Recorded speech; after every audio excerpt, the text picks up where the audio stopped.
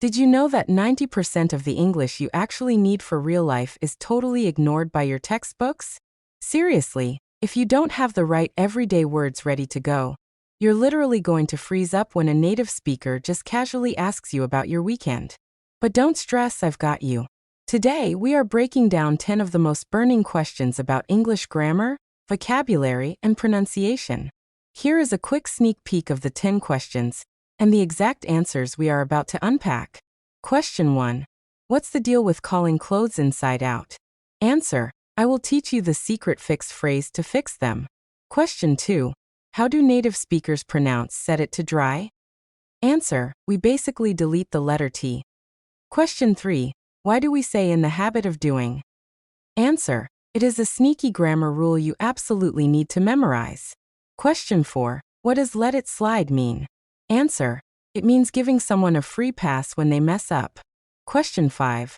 Where does the tricky apostrophe go in kids' room? Answer. At the very end, and it confuses even native speakers. Question 6. What is a UK fancy dress party? Answer. A costume party, not a red carpet event. Question 7. Why do we drop the G in words like feeling? Answer. To sound way more relaxed and relatable in conversation. Question 8. How do you use the get plus noun plus adjective combo? Answer. It is the ultimate grammar hack for getting things done. Question 9. How do you casually ask about weekend plans? Answer. By dropping the do you have entirely. And question 10. How does the word just change a whole sentence? Answer. It downplays literally everything to keep the vibe chill. If you've ever searched for how to learn everyday English for real life, this is your ultimate guide. Let's get right into it. Question 1. What is the deal with calling clothes inside out versus right side out? Answer. Okay, let's say you are getting dressed in a massive rush because you hit snooze too many times, and you throw on your favorite hoodie. You look in the mirror, and the tag is sticking right out in the front. Your hoodie is completely inside out. This is a super common vocabulary phrase, and honestly, you are never going to hear it said any other way. It is totally fixed. But how do you actually fix the clothing itself? You turn it right side out. That is the exact phrase we use. Both of these phrases play with the word out. Inside out, right side out. You can use this for anything made of fabric. If you are doing laundry or just making your bed, you literally have to turn your pillowcases right side out before you put them on your pillows. It's one of those essential phrases you absolutely need so you don't sound like a walking dictionary. So next time you do your laundry, practice saying, I am turning this shirt right side out. Question 2. How do native speakers actually say set it to dry without sounding like a robot? Answer. This is a massive pronunciation secret. When you wash a dish or a cup and you place it on the counter, you set it to dry. But if you listen really closely to an American saying this, it sounds crazy fast. That is because of what we do with the letter T. In the word set, the T is wedged between two vowel sounds when it connects to it. In American English, that turns into a soft D sound. So set it becomes set it. Then the T at the end of it becomes what we call a stop T. You put your tongue on the roof of your mouth, but you do not push any air out. Finally, the word to gets reduced to just a quick T sound. Put it all together, and you get set it to dry. Practicing this flow is exactly how you improve your listening skills, because once you know we smash these sounds together, you will never be confused by fast talkers again. Question 3. Why do we say get in the habit of doing instead of to do? Answer. Look, building a daily routine is huge, especially when you are studying a language. You want to get in the habit of practicing every single day. But here is the grammar catch that trips everyone up. After the phrase get in the habit of, you absolutely must use an ing word. You cannot say get in the habit of learn. It has to be get in the habit of learning. This is because the word of is a preposition, and in English, verbs that follow prepositions usually need that ing ending. I want to get into the habit of walking after dinner. You need to get in the habit of listening to podcasts on your morning commute. Once you lock in this specific grammar chunk, your sentences will flow so much better. You won't have to pause and stress about the rules. You just memorize the whole vibe of the phrase together, and you will sound totally natural. Question 4. What does it really mean to let it slide? When someone messes up. Answer. This is such a great piece of everyday vocabulary. Imagine you are washing a really messy pan, and there is a tiny bit of grease left, but you are super tired and just want to go to bed. You might look at it and say, whatever, I'll just let it slide. This means you are choosing to ignore a mistake or an imperfection. You're basically saying it's not a big deal, I am giving it a free pass. We use this all the time with people too. Let's say your friend is usually always on time, but today they show up 20 minutes late because traffic was an absolute nightmare. You aren't going to yell at them. You are going to let it slide. But if they are late every single day for a month, you might say, hey, I can't let this slide anymore. We really need to talk. It is the perfect phrase for showing whether you are keeping things chill or setting a strict boundary. Question 5. Where does the apostrophe go when talking about multiple kids stuff, like my kid's bedroom? Answer. Oh my gosh, this is a grammar rule that even native speakers completely fail at on a daily basis. When you want to talk about something belonging to someone, you use an apostrophe S. Like my husband's job. The job belongs to the husband. Simple enough, right? But what happens when the word already ends in an S, because it is plural? Let's say you have 2 kids, and they share one bedroom. You do not write KID'(S). That would mean only one kid owns the room. And you definitely don't write KIDS'(S), because that just looks completely ridiculous. Instead, you put the apostrophe at the very end, directly after the S. KIDS'.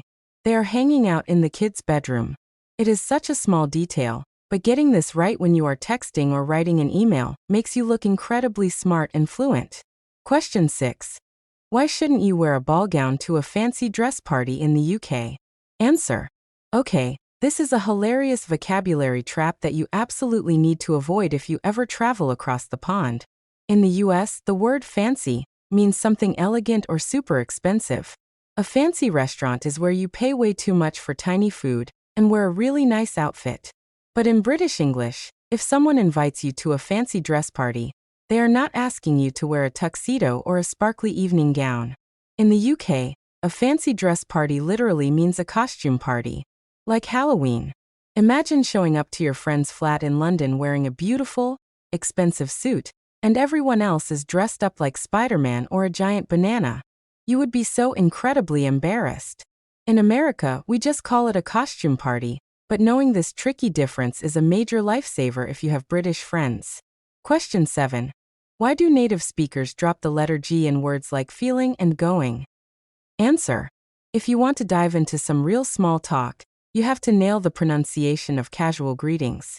Let's say your buddy was sick yesterday.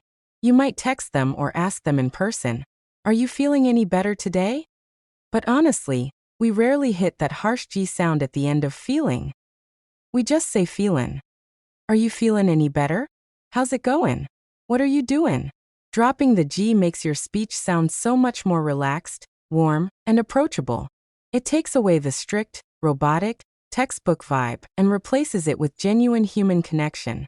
It's totally not rude, and people of all ages do it when they are chatting with friends, family, or neighbors. Try practicing it next time you ask someone, how's your family doing? You'll instantly feel like you have leveled up your everyday conversational flow. Question 8. How do you use the get plus noun plus adjective combo to sound totally fluent? Answer. This is a grammar structure that seems way too simple to be important, but millennials and Gen Z use it literally all day long. The structure is the word get, followed by a noun, followed by an adjective. For example, let me get the water hot. Why don't we just say, let me heat the water? Because using get makes it sound so much more casual and active. You can apply this formula to almost anything in your daily routine. Before your friends come over to chill, you need to get the apartment clean. If you are running late in the morning, you might tell your roommate, I need to get myself ready. Get plus the noun plus the adjective. It's a brilliant little shortcut that helps you express exactly what state or condition you are trying to achieve without needing to search your brain for complicated action verbs. Question 9. What is the most chill way to ask someone about their weekend plans without sounding weird? Answer. Small talk can be super awkward if you don't use the right vocabulary. If you march up to a coworker on a Friday and formally ask, do Do you have any plans for this weekend? It can honestly sound a little intense.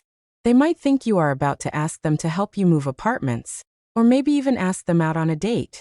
To keep the vibe strictly casual and friendly, we completely chop off the beginning of the question. We just say, "Got any plans for the weekend?" It is quick, it is breezy, and you can even throw in a little shoulder shrug to show you are just making polite conversation. And if someone asks you this, and you plan to literally rot on the couch and watch Netflix all day, you can just reply, "Not really, probably just taking it easy. What about you?" It is the absolute best low-pressure small talk exchange. Question 10. How do you use the word just to make a big deal seem like absolutely nothing? Answer. The word just is a massive vocabulary powerhouse in American English. We use it all the time to downplay things, making them seem smaller, less formal, or way less serious. Imagine you are having dinner on paper plates because you didn't feel like washing dishes. You might laugh and say, "Hey, it's not a fancy restaurant, it's just our house." By throwing just in there, you are lowering expectations and making the vibe super comfortable. You can use it to calm people down too. If someone is freaking out over a tiny error at work, you can say, "Hey, don't stress, it's just a small mistake." Or if you run into someone and they ask what you've been up to, you can casually deflect by saying, "Oh, just working." It is the perfect filler word to keep things light, humble, and drama-free. So there you have it, 10 crucial everyday English questions answered, so you can start speaking with total confidence.